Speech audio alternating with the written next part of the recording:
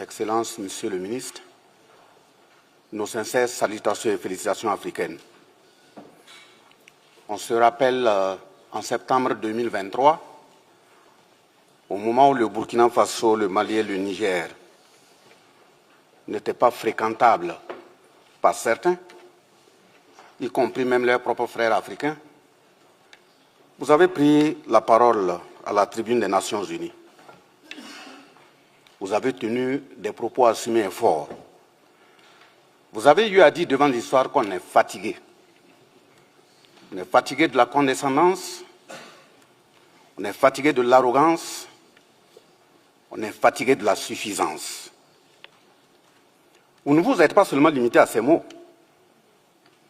Lorsque vous êtes rentrés, vous et l'ensemble du peuple togolais, avec le président du Conseil en tête, vous avez créé toutes les conditions pour que nos matériels pour défendre et protéger nos populations ont été libérés.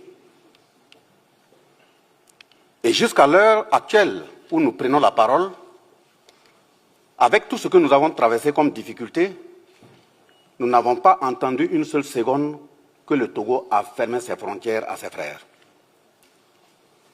Justement pour emboîter le pas du président de la commission de la CEDEAO et du frère représentant spécial de l'Union africaine, que je salue fortement, leurs propos qu'ils viennent de tenir nous marquent, et c'est africain.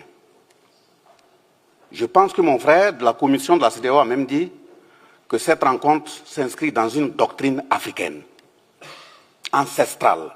C'est très important.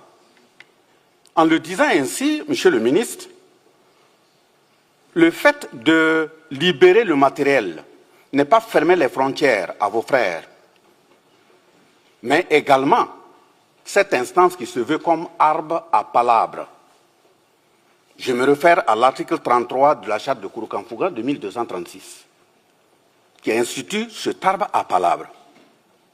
Et le fait que vous n'avez jamais trahi vos frères africains, c'est aussi inscrit à l'article 30 de la charte de Kurukanfuga de 1236.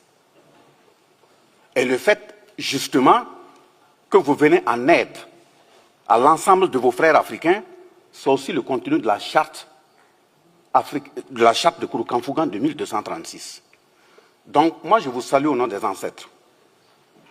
Et justement, ceux qui parlent au nom des ancêtres africains, s'ils sont des Africains, bien sûr, ils doivent savoir qu'ils doivent avoir un comportement bienséant et correct. Parce que les ancêtres, eux, ils ne demandent pas à ce que vous venez